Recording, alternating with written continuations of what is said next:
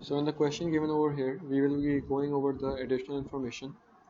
So first of all, you guys have inventory at 30th September 2011. It was valued at 11,780. So is this your opening inventory or closing inventory?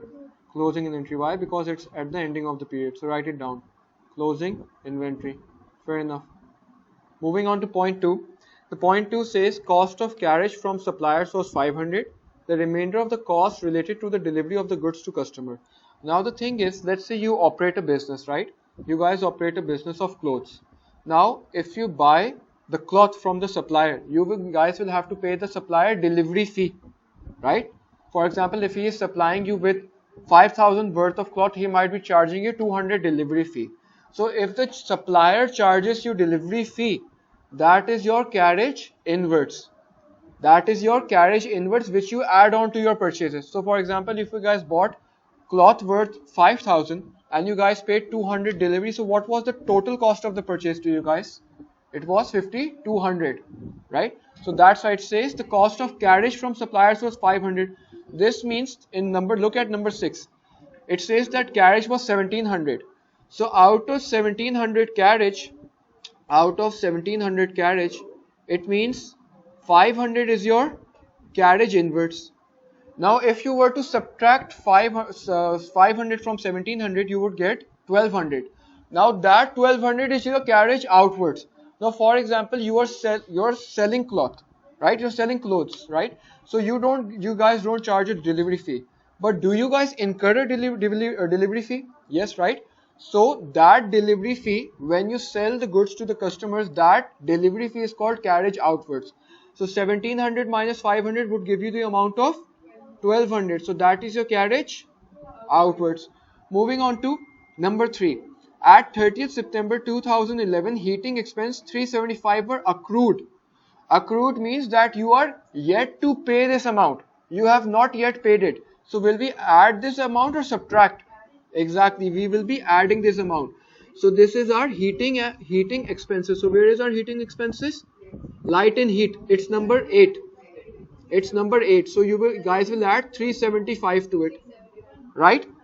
You guys will add 375 to it. Moving on, it says insurance 1120 is prepaid. You have paid insurances in advance. You have paid more than the required amount. So will we add this or subtract this?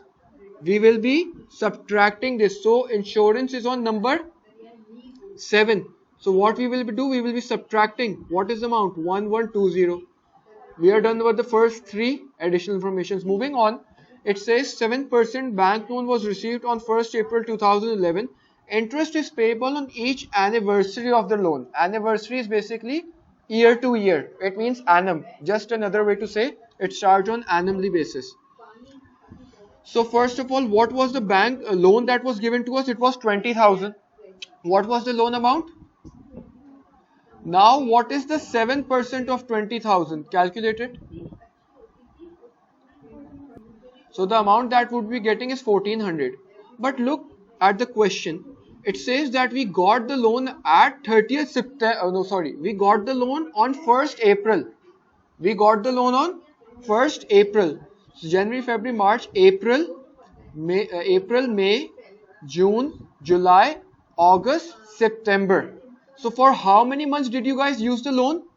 6 months. So 1,400 is yearly basis. We have used the loan only for half the year, right? 1,400 पूरे साल का loan है, हमने आधा साल इस्तेमाल किया, तो 1,400 multiply by 6 divide by 12. So what is the amount that you guys are getting? It's 700.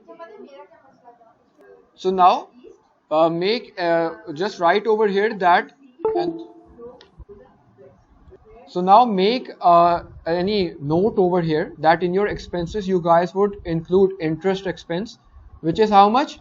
Which is 700. Now we are also done with our 4th additional information. Moving on, it says building cost consists of 16,000 to build an extension to the building and 4,100 to repair the heating system. Alright, so the thing with this adjustment is, now it says that 4,100 to repair the heating system. 4,100 to repair a heating system. Now let's say you guys have a car and all of a sudden the AC is not working. right? In order to get the AC repaired, you guys paid 5,000. So now what will you consider that 5,000 as? As an expense. So 4,100 repair would be an expense which you will include in your what? In your income statement. Repairs, write it separately, repair, right? Repair. Besides that 60, now let's say you guys have a house, right? And you guys built something on that house. You guys extended the house, right?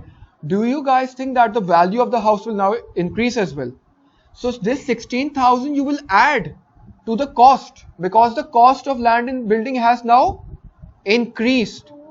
So the repair is an expense, whereby the expansion you will add it to the cost, because your overall cost has increased.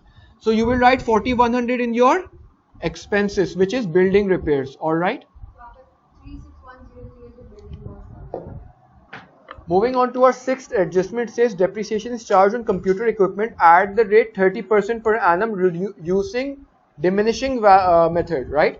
So first of all, what was your computer equipment at cost? If you look at number 16, your computer equipment at cost was 12,000. Now in reducing balance method, you always deduct your previous depreciation. In this case, provision for depreciation on computer equipment was how much? 3,600. So you will deduct 3,600, and whatever your answer is, you will multiply that with the percentage, which is 30. So your depreciation is equivalent to 2,520. Moving on, it says that on fixtures and fittings at the rate of 20% per annum using straight line method. In straight line method, you directly multiply the percentage with the cost. What was the cost of fixtures and fitting? It was, if you look at number 15, it was 18,000. And what's the percentage given? 20%. Now what is 20% of 18,000? So your expense is 3,600. Do write this in your income statement. And moving on, a provision for doubtful debt is to be maintained at 5% of trade receivables. Now what is the amount for your trade receivables? If you look at the question, it says trade receivable 22. Look at 22. It says 8,200. Now what is 5% of 8,200? You guys will get an amount of 410. Now if you look at previous provision for doubtful debt, which is 24. Look at number 24. Previous provision for doubtful debt was 500. Has the provision for doubtful debt increased or decreased? It has decreased. Why? 500 minus 410. It has decreased by how much? 90. Since it has decreased, you will be writing this in your additional income. 90 income. Now we will be making our income statement. So first of all, you have your revenue. The revenue is total to 210,000. And then you will be subtracting your sales returns, which is equivalent to 8,120. Once you will deduct your sales from your return inwards, you will be getting an amount of 201,880, which is, you can call your net sales. Moving on, we will be now calculating the cost of goods sold. So in cost of goods sold, first of all, you will be writing down your opening inventory of the amount is equivalent to 9,430. Then you will add your purchases. So the purchases were 113,500, and then you will add your carriage inwards. Right? We did the additional information whereby we learned that our carriage inwards from suppliers, were worth 500. And then we will be deducting the figure of return outwards. Return outwards that were equivalent to 3,400. This will give us a figure of 110,600.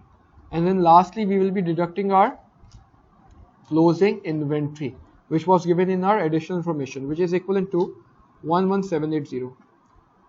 Once you add and subtract, you will be getting an amount of 108,250, which is your cost of goods available for sale. Cost of goods available for sale. If you will deduct it from your net sales, you will get your gross profit. Gross profit, which is equivalent to 93630. This is your gross profit. Any mistakes so far? Moving on, we will be deducting our expenses now.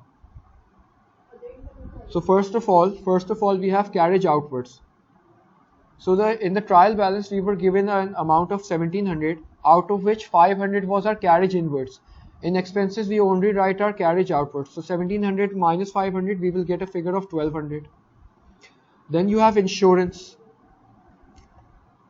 Insurance was prepaid.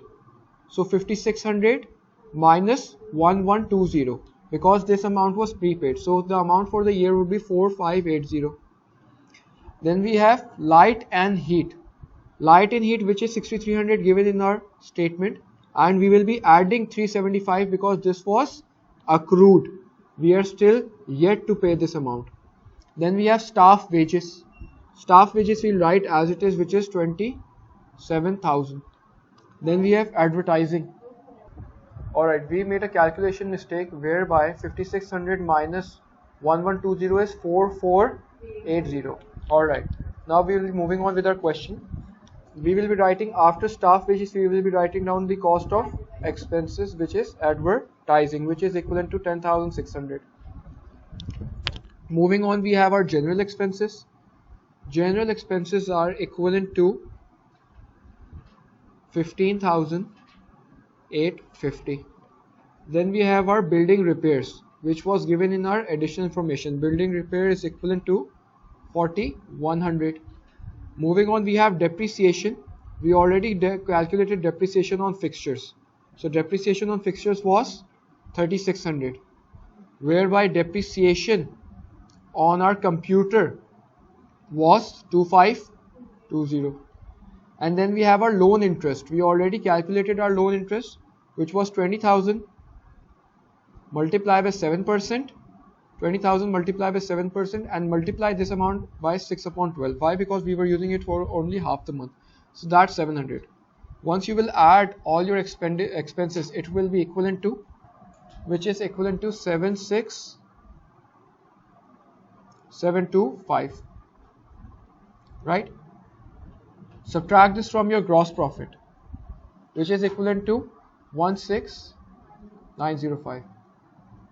Moving on, we will be adding our additional income. Additional income. So first of all, we do note that provision for doubtful debt had decreased. By how much? It had decreased by 90. Then we have our disposal. If you look at entry 19, it says disposal account credit. It means that we have made a profit of how much? 200. And then we have our discount received, which is 1750. If you add all the incomes, it is equivalent to 2040, which you will be adding with 16905, and this is equivalent to 18945, and this is your net profit.